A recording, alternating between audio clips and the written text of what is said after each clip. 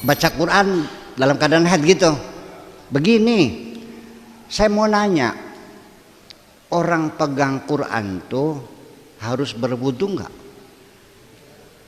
Harus suci nggak? Saya mau nanya, para sahabat juru tulis Al-Quran ketika dipanggil Rasul, tulis datang. Ketika mereka suruh nulis Al-Quran, mereka wudu dulu nggak? Nah kan? Iya kan? Sudah paham? Ditulisnya di mana? Belum ada kertas, Bung. Yuk kita belajar antropologi dulu ini. Tahun 571 Nabi lahir itu sudah ada apa di Jazirah Arabia? Tenda-tenda yang terbuat dari kulit kambing, berpindah-pindah mencari ladang rumput yang kering itu. Ya, hidupnya, tidurnya masih di tanah, gudalnya masih tebal, belum kenal sikat gigi. Perempuannya juga belum pakai celana dalam, belum ada. Celana dalam dari kulit ya lecet semua.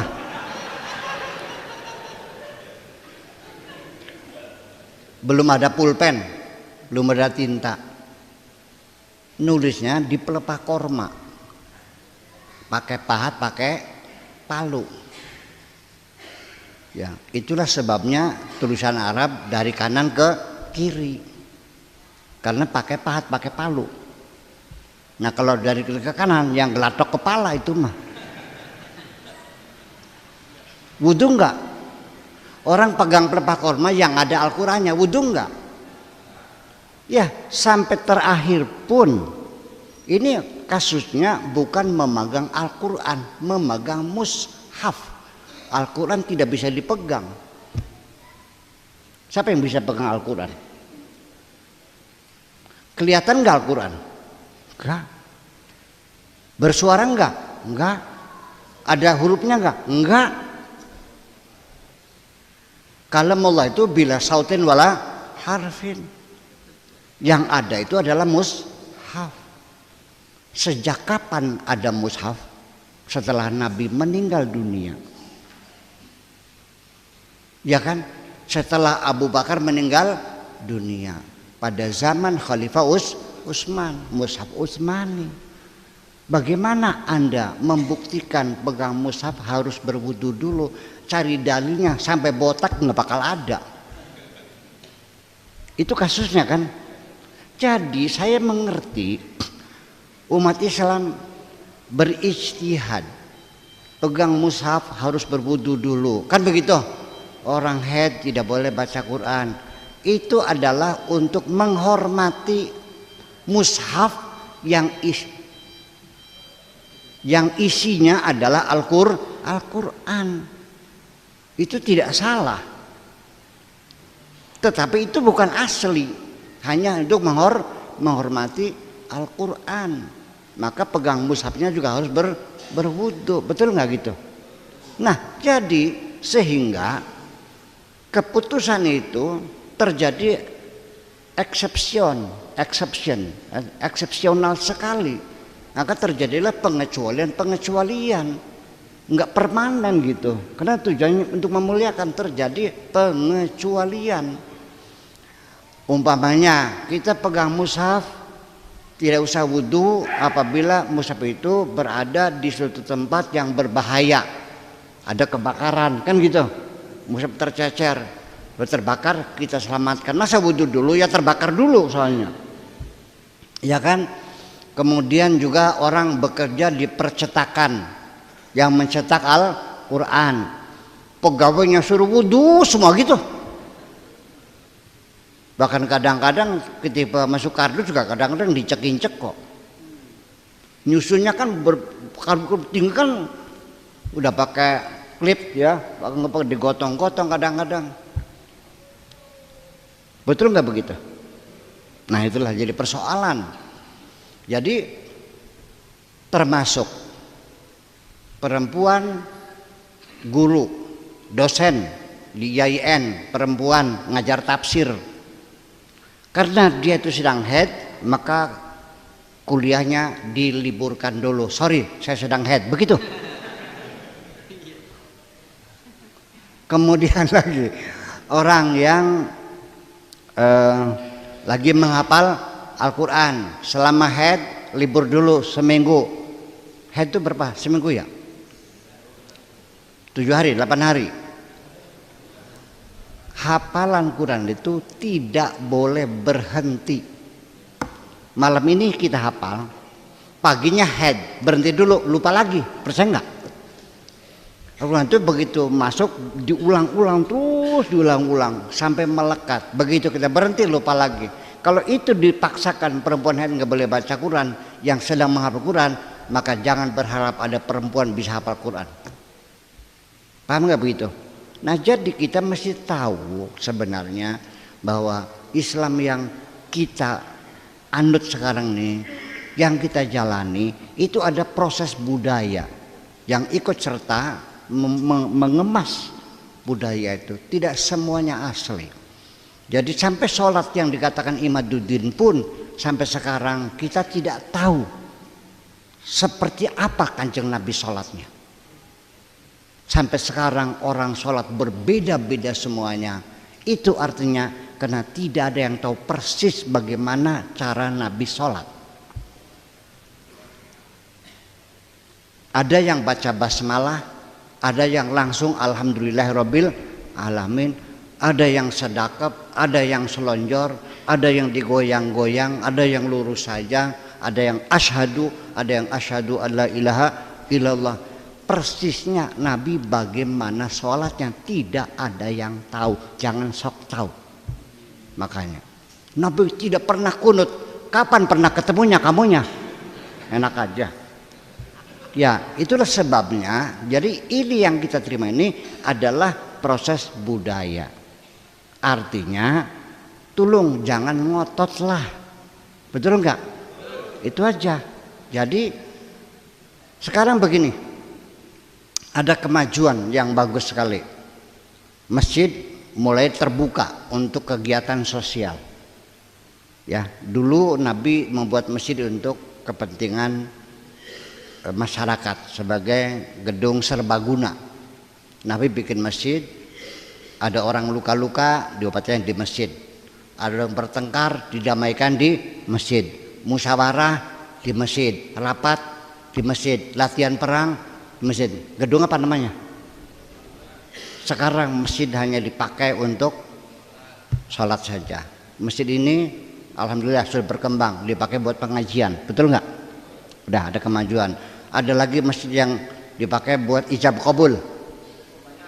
Banyak, alhamdulillah. Terus kita dorong. Kalau ada perlawanan kita mundur lagi. Jangan berantem, jangan. Sudah ngalah dulu, perlahan-lahan gitu. 500 ibu-ibu dalam masjid. Yakin gak suci semua?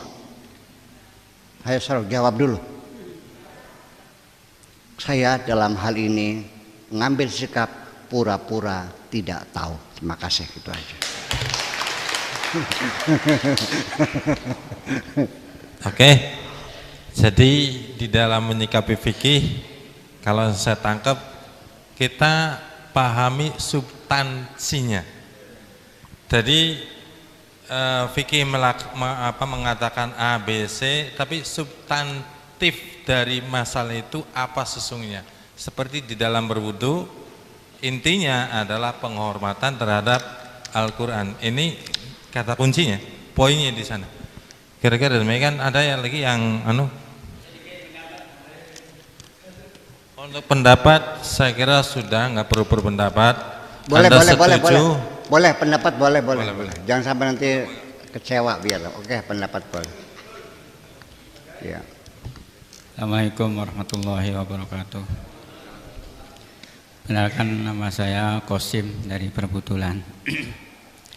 Dari penjelasan Buya tadi, saya mau sedikit komentar di dalam keterangannya Abu Yazid Al-Maliki bahwa al-akhlaqu qoblal ilmi. Akhlak itu mestinya diketahui atau dilakukan sebelum kita mengerti. terus bahwa yang dimaksud dengan suhuf atau di dalam Al-Qur'annya la yamassuhu illal mutahharun, di situ itu adalah Al-Qur'an dalam penjelasannya ini. Itu ketika suhuf itu digunakan untuk lidarsin, untuk deres, itu tidak boleh kita memegang suhuf itu dalam keadaan tidak berwudu. Jadi makna atau pengertian la yamassuhu illal mutahharun itu banyak pendapat ulama, namun dari pendapat Abu Yazid Al-Maliki itu di sana disahkan al-akhlaqu qoblal ilmi, itu saja. Jadi kita ketika memegang Al-Qur'an harus memakai wudu, menghormati Al-Qur'an. Adapun yang dimaksud Buya tadi adalah hanya suhuf yang suhuf biasa, bukan diposisikan untuk dideres. Tapi kalau diposisikan untuk deres, itu tidak boleh kita memegang dalam keadaan tidak berwudu, harus berwudu. Itu saja. Juga dari penjelasan Buya yang mengenai sejarah, saya sedikit berkomentar. Ketika kita berbicara sejarah, kita juga harus berbicara tentang sirah dan titi mangsa. Jangan kita bahas sejarah saja, karena tidak lepas dari sirah dan titi mangsa. Itu komponen-komponen sejarah. Tu sirah iku lakone, nyelasaken lakone Kanjeng Nabi, dudu tempate, dudu waktue, iku arane sirah. Beda kor sejarah dan titi mangsa. Selanjutnya, ketika ada pendapat orang lain, kita harus mengabaikan. Ini sangat bertentangan sekali dengan Al-Qur'an. Walaqad dara'na li jahannama katsiran minal jinni wal insi lahum qulubun la yafqahuna biha walahum a'yunun la yubsiruna biha walahum adhanun la yusmi'una biha ulaika kal an'ami balhum adall. Ini sangat bertentangan sekali menurut kacamata atau menurut penilaian saya seperti itu, Bu ya. Jadi ketika ada pendapat, ada masukan, justru kita jadikan pelajaran sebagaimana kisah atau sejarah yang diterangkan oleh Buya tadi. Itu Al-Qur'an kan laqad kana fi qasasihim ibratun liulil albab wa kullan naqussu 'alaika naba'ahu min amba'ir rusul ma nusabbika fihi fuadak. Ini banyak sekali bahwa kita itu harus selalu mengingat sejarah. Al-Qur'an itu sejarah, hadis itu sejarah, masa kita abaikan? Justru ada kecenderungan ayat Al-Qur'an bahwa kita harus ingat sejarah. Wallahu akhrajakum min butuni ummahatikum la ta'lamuna syai'ah. Itu ada indikasi bahwa kita harus ingat sejarah. Kalau kita tidak mengingat sejarah, apa nanti yang akan kita lakukan? Apa yang akan kita nanti pelajari? Itu prinsip Al-Qur'an, ibratun laqad kana fi qisasihim ibratun, bahkan diqayyidi liulil albab. Itu saja. Maaf dari saya. Assalamualaikum warahmatullahi wabarakatuh. Pak Arif, tolong pertanyaan difokuskan. Enggak ada pertanyaan, dia punya pemahaman sendiri. Oh, hanya komentar. Yang berbeda dengan pemahaman Buya. Kalau saya komentari, ya pemahaman Anda, silakan pemahaman Anda, nanti Anda sampaikan. Kira-kira ada enggak kira-kira jamaah yang kemudian ingin mendengarkan pemahaman dari Ustadz Qasim ini? Nanti boleh kita kumpul lagi. Nanti besok ingin mendengarkan pemahaman dari Ustadz Qasim tentang tadi. Aduh, panjang sekali. Mungkin saya kira ya nanti saya jadi mungkin barangkali dikiranya jawaban saya itu dari otak saya, artinya tidak ada landasan kitabnya ada. Nanti saya usul saja, Buya. Ini karena maaf barangkali ini level lebih tinggi, jadi lebih baik berhadapan langsung saja, jam-jaman silahkan. Itu lebih takut takut nggak nyampe lah. Ya. Setuju nggak ini? Oke. Atau yang kedua, ini karena yang punya pendapat, maka silahkan kumpulkan akan menyampaikan pendapat demikian. Karena punten ya, saya juga banyak berbeda dengan Buya. Dalam bahasa masalah saya sering berdebatan dengan Buya, tetapi kita juga menghargai ini, ingin mereka kita ini datang ingin mendengarkan ilmu dari Buya, begitu saja. Oke. Nanti kalau punya keinginan ingin mendengarkan ilmu dari Ustadz Qasim, ya ayo mari kita bareng-bareng datang lagi. Itu kita biar jangan mengganggu yang lain. Tolong Pak Arif, saya tidak akan membantahnya. Memang ini perlu, jangan sampai saya pulang perlu dirasain gurih. Ya kan gitu, itu penting sekali. Saya tidak akan membantah, tapi saya mau nanya. Kalau ada orang yang meyakini bahwa pegang Quran tidak perlu berwudu lagi, langsung baca Quran nggak wudu lagi, salah nggak? Tadi yang saya nanya yang tadi tuh, salah nggak baca Quran tidak wudu lagi? Jawab dong. Tidak wudu lagi? Ya. Oh kurang ya, berarti masalah akhlak ya. Berarti boleh kan? Ya berarti boleh kan? Boleh atau tidak? Haram atau halal? Halal ya sudah, berarti sama dong. Kalau itu nggak ada beda kan? Nun?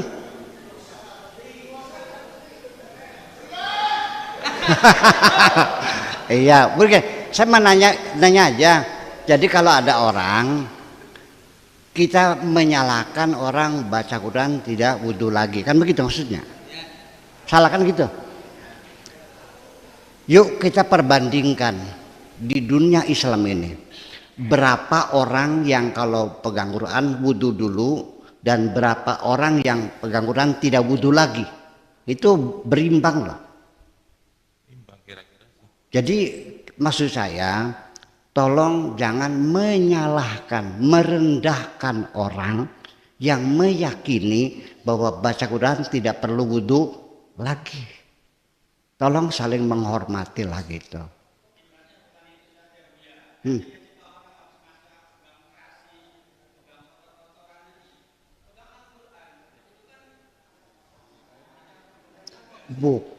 Ada orang berwudu. Nanti pertanyaan lebih berkembang. Ada orang berwudu, punya wudu, pegang terasi, bahkan boleh jadi pegang najis sekalian. Kan dia sudah wudu. Nanti pegang Quran. Nah itu dari sisi makannya tadi selesai. Tadi pegang Quran. Tadi makanya kontennya, substansinya adalah penghormatan kepada Al-Quran. Bagaimana menghormati Al-Quran itu kemudian memiliki multi tafsir. Itu konten substansinya adalah bagaimana menghormati Al-Quran. Lah kemudian memahami Al-Quran, menghormati Al-Quran itu kemudian tafsir Imam Syafi'i diantaranya harus berwudu kalau untuk memegang. Saya kira lebih bagus, lebih tepat nanti bertemu langsung. Ini maaf bukan kita menolak. Bagus, lebih baik bertemu langsung. Kalau bisa sekarang nih habis ini bisa ada acara enggak? Buya langsung pulang. Sebentar deh, beri kesempatan dulu. Ini untuk mendapat wawasan juga ya. Saya izinkan saya untuk menjawab. Ini orang yang mengatakan pegang Quran harus berwudu, itu ada dalilnya kan? Dalilnya mana? La yamassuhu ilal mutahharun. Yuk kita urai dulu sekarang. Kita urai dulu. La yamassuhu ilal mutahharun. Kita baca dulu dari ayat selengkapnya. La uqsimu bimawaqi'an nujum. Wa innahu laqasamul law ta'lamuna adzim. Innahu laqur'anun karim fi kitabim maknun. Quran Karim yang ada di Kitabil Maknun, yang ada di Lauh Mahfud. La yamassuhu ilal mutahharun. Yuk kita baca selengkapnya.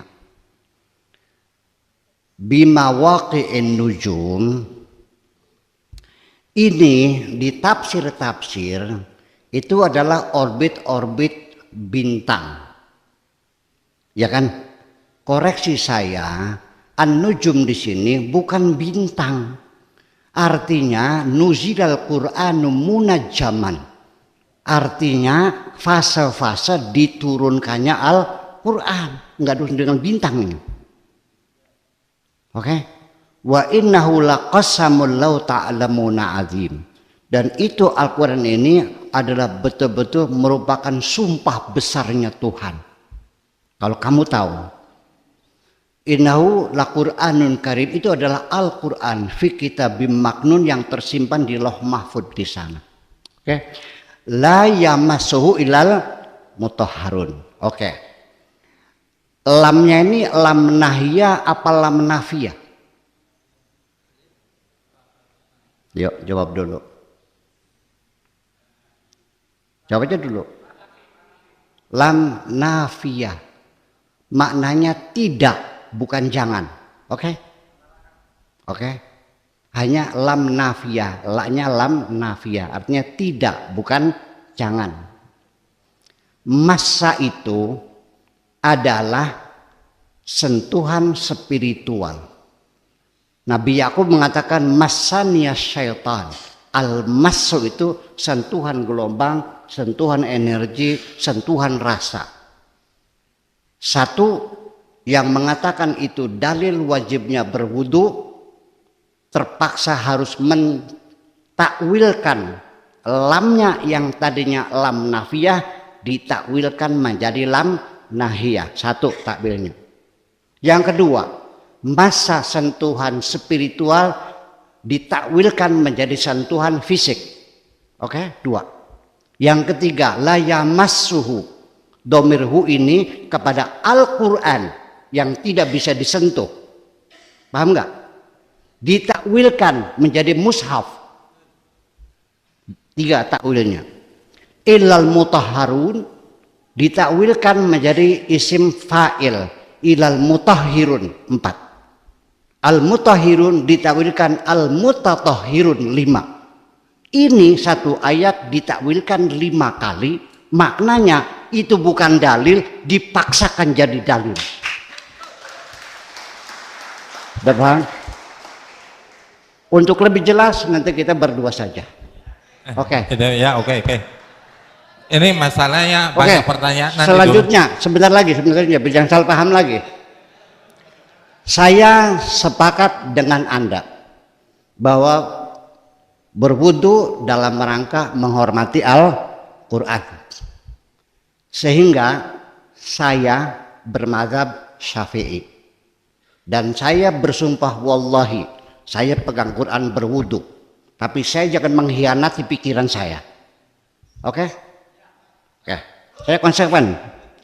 Dan ketika saya menghormati Quran, tidak terbatas hanya berwudu saja. Ketika saya baca Quran, ketika mulut saya bau, saya sikat gigi dulu.